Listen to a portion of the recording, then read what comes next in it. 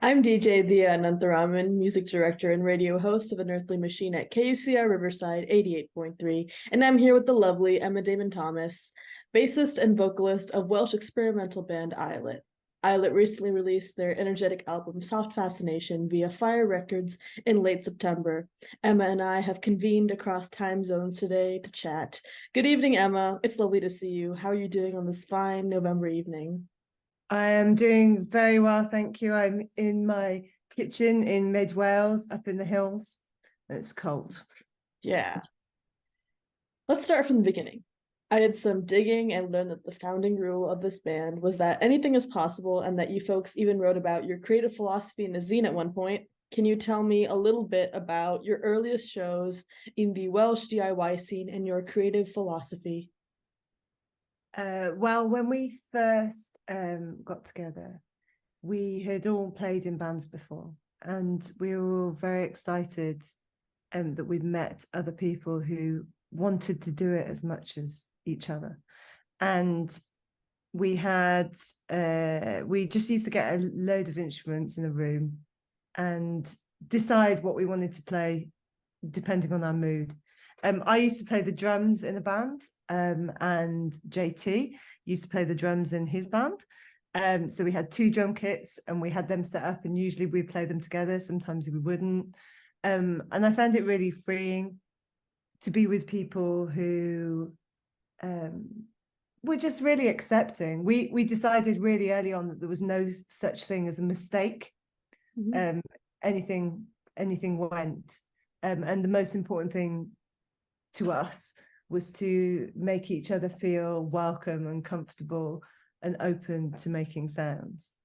I noticed that a lot of the album is very electrifying and upbeat. I noticed that your Bandcamp page refers to it as filled with meditations on collective joy. Can you tell me a bit about your philosophy on this collective joy and how it shows up in Soft Fascination? Well, it was really special to us because it was the first time that we'd been able to be in a room together, obviously because of world events. Yeah. And it was really special as well because JT hadn't played on most of the previous record. He took some time out and then he came back, and it felt like there's something quite magical about the four of us just being in the space together. So I think I was thinking a lot about how being part of something that's bigger than you are, being part of something with other people, can lift you up and take you outside of yourself. And I was reading a lot as well at the time. I bought this book for Alex, which is called The Art of Losing Control, A Philosopher's Search for Ecstatic Experience by Jules Evans. And I bought it for him. And then I was like, oh, can I borrow it? And I read it. And yeah, I was getting really into that. And this book as well, which is called Everybody, a book about freedom by Olivia Laing. And it's all, I was thinking so much about ecstatic experiences, different kinds of ecstatic experiences, but mainly positive ones, like love and sex and crowds and being overwhelmed with sensation. And like, I've had two children as well, so I was thinking about childbirth, which can be an ecstatic experience for some people, and that feeling of being almost melding into another person, or in the case of childbirth, separating into different organisms, was definitely something I was thinking about a lot, particularly when I wrote the first song, Euphoria. Yeah, that reminds me, actually. I'm interested in the music videos that you guys released for this album. I noticed that they're all visually very clear, despite a lot of the music being blanketed in this haze. I especially like the music video for Euphoria and how it focuses on intuition and the catharsis of just setting oneself free to music through movement and simply letting bodies respond to art. Even the music video for River Body seems to capture a similar energy, with you and your bandmates moving along to the music, eventually surrendering to the water at the end. Can you tell me a little bit more about the choice to include movement in the music videos and how it functions in tandem with the album's themes of collective joy and emotional release? Well, particularly with the video of Euphoria, for anyone who hasn't seen it, it's just a really simple video. It's one room and one shot, and there is a person called Anushia, and she is moving to the song. So that's the whole setup is just very, very simple. And she doesn't describe herself as a dancer. Like, she's done ballet and stuff, but she doesn't like to pin herself down in that kind of sense. And she's really responsive. And I love the way that she moves and how she interprets the song and feels it. And we just did a few takes and just let her do her thing entirely, and we just picked one. And I love the way that she moves, because she was really interested in the bit about restraint, about the idea of restraint and release. And it's like this counter energy of holding yourself in and letting yourself go. And I think she does that in an amazing way. She's a very spiritual person. When we went to video it, we went down to Cardiff, which is the city that's a couple of hours away from where I live. And she wanted to sort of, for us to all feel the energy of the room for about 3 hours, and then eventually do the takes. So it was like it was not a sort of outcome based thing for her. It's all about the spirit and the energy of the moment. I really like that. It's so not music industry. Yeah, certainly. Very like organic.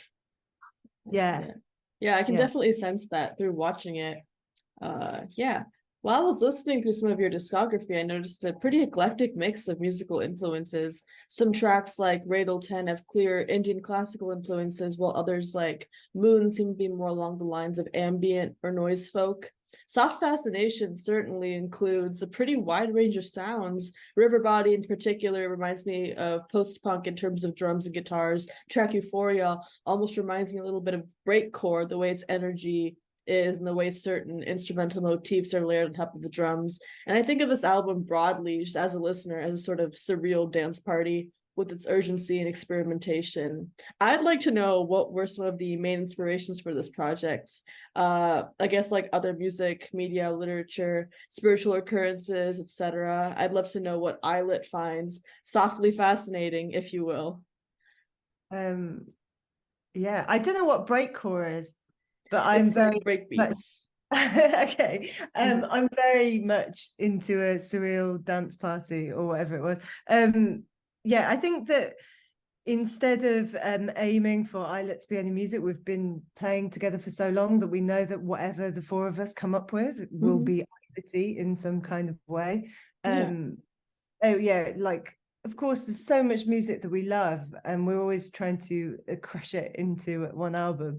Like, that's what I was thinking about when I was saying that we have these rushes of virtue and restraint. We're like, okay, we're going to make a record and it's just going to be like this, and we're going to be really restrained. And then, of course, we just let it all go because we want to do something else, and somebody takes it in another direction.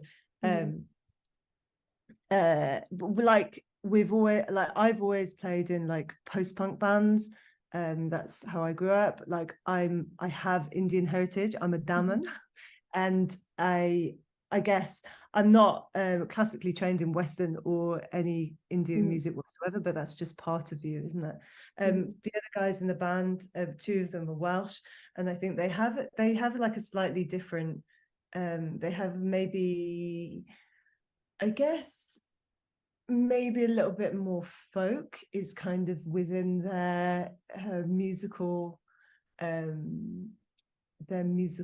veins, if you know what I mean. And the other guy, Alex, he is also from the Midlands, as I am, and he comes from Castle Donington, which is where they have the Donington Rock Festival, and I come from Birmingham, which is the home of Black Sabbath. So we have a bit of a rock connection, the two of us. In fact, like one of the songs which went on the album as Discipline was when we first started to write it, his working title was Midlands, because we were like, this is going to be, we're going to make this dirty, we're going to make this grimy and kind of quite heavy for us. Like, I think definitely with this album we wanted to make something that was really direct and quite rock and quite heavy compared with stuff that might have been prettier or maybe more palatable on other records.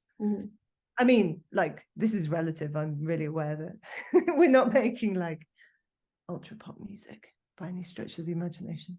Yeah, that's really interesting. Yeah, just to see how where you grow up and the kinds of music you're surrounded with by the culture and your geography just affects your output. It's like that. I think when you live in the countryside or near the countryside, you can't help but feel that. Like Mark and I live up in the hills. We're really quite isolated. We live in a tiny village where there's no shop, no pub. There was a church and there was a chapel, and there were a lot of hills and there were a lot of sheep. Wow. And it is very Welsh, rural. And I think like you can't help but see what's going on in nature.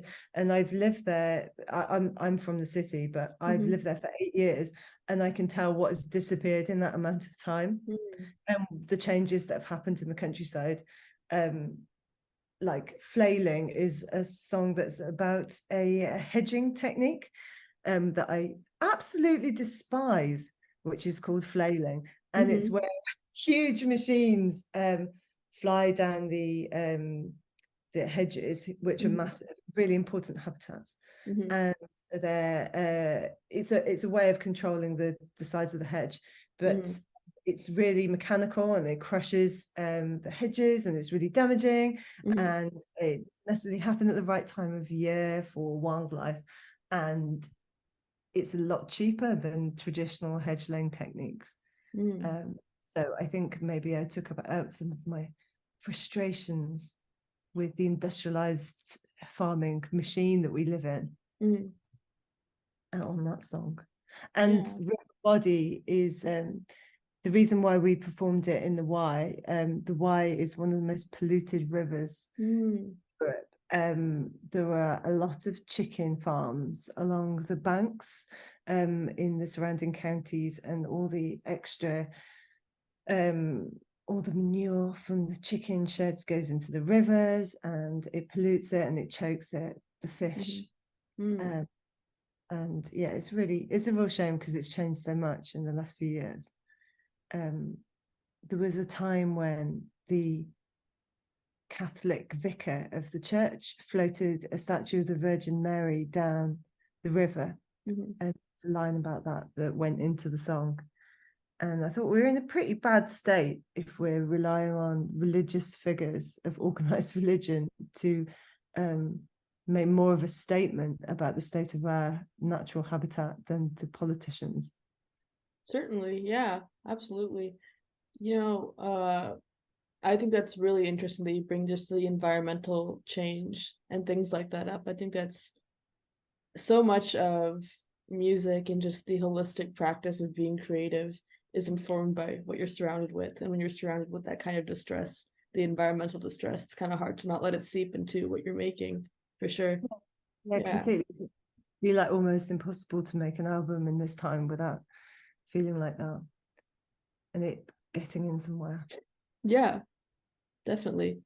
I see a lot of Soft Fascination's recordings as spacious and dynamic, especially where the vocals come in. I noticed that the vocals are definitely used as a tool to add to the overall misty yet crisp and tight sound. Can you tell me more about your vocal processes, including writing lyrics, recording vocals, deciding where to put them amongst songs that most closely resemble post-punk in structure? On this record, quite a few of them were ones that we did all the instrumentation, and then I would sort of like squirrel away for a bit and try and like write a vocal melody that bore little relation to the instrumental, or just kind of try and take it in a different direction, like Lemons, where I did a vocal and then slowed it down and just did something that was completely unrelated, because it felt like it was slotted in a bit too much to do something. It felt a bit sickly, what I was doing before. So there's a lot of reworking stuff, but also like a lot of really sort of intuitive kind of things. And I just like love reverb and delay. I love playing with that kind of stuff. I could tell, definitely. Pleasure, yeah. Yeah. Speaking of which, let's talk gear. What would you say is currently the most essential piece of gear to Islet's particular sound? I could only speak for myself, because I think that Mark and Alex, they play the keys. Both of them play the keys on this record. So this record's the first one that we've done where we've actually had an instrument. And they definitely have way more gear than me, and I should probably know what all their gear is, but I don't. But I think what we all had the most fun with in the recording, there's a couple of bits that Joy, who engineered and mixed our album, brought in. And she brought in this really nice ball and biscuit mic that was like a pre-war, it's literally a ball and a little biscuit, like a little ginger nut biscuit, a little digestive on the end. And we had that in the room kind of all the time. And it just sounded really smashed and quite fat. And it was really joyful. And I'm sure that the first time we plugged it all in, we were like, we'll just have the whole record going through this one mic. And that's it. We don't need anything else, but it might have been quite difficult to listen to. So that was a lot of fun. Yeah. And I think there's just so many little bits that we used and then got rid of entirely. Like we had this really nice reverb unit that was in the studio that we hired. I can't remember what it was called. It's like, what was it? It's a thing that we used to call it the Tom York reverb, because he used that on everything, and we were like kind of desperate to use it, but we didn't manage to put any vocals through it because we didn't have enough time. And it was just this absolutely glorious thing, and we put so much stuff through it and then took it all away in the mix, because even though, like, it's so delightful, but when you've got everything going through reverb, it can feel a bit too much. Muddy. I think this record was like a case of trying to take stuff away. Yeah, it's like a more minimalistic approach, perhaps. Yeah, definitely. And we're like just wanted to be like, we're a real band, which feels like an honor and a joy, because it's really hard to get together in the world, isn't it? It's hard to find people that you want to make music with, and I feel really lucky that I have these guys, and we have consistently a good time whenever we're together. It's very rare that we don't, so we might as well be a band when we're together, like less in the box. Yeah, just more like instrumentally restrained, and you're kind of letting the chemistry of the band take the front seat. Yeah. Definitely. Lastly, if you were stranded on a desert island and could only take 3 pieces of gear with you, what would they be and why? Do you know what? I would probably, I hate myself for this, but I would take my TC Helicon vocal effects unit, because I use it constantly. And I would be so lost without it. And I despise myself for that, because I'm so over-reliant on it. I use it in the live setup all the time, because it has a nice little fader that you can play with. I probably forget the power for it, and then I won't be able to use it. What else would I use? I would definitely have to, I'd have to take the ball and biscuit to get some nice crunchy sounds. Yeah. I'd have to take Mark's keyboard with his nice sort of like 90s keyboard sounds, but I don't even know what that is. But yeah, I think I wouldn't be I think on a desert island I would probably like to abandon the gear and I might take my harp, which Ooh, has yet to feature on the Islet album, and I probably try and learn that instead. Try and play yeah. that. Get real with fingers on instruments and Mm.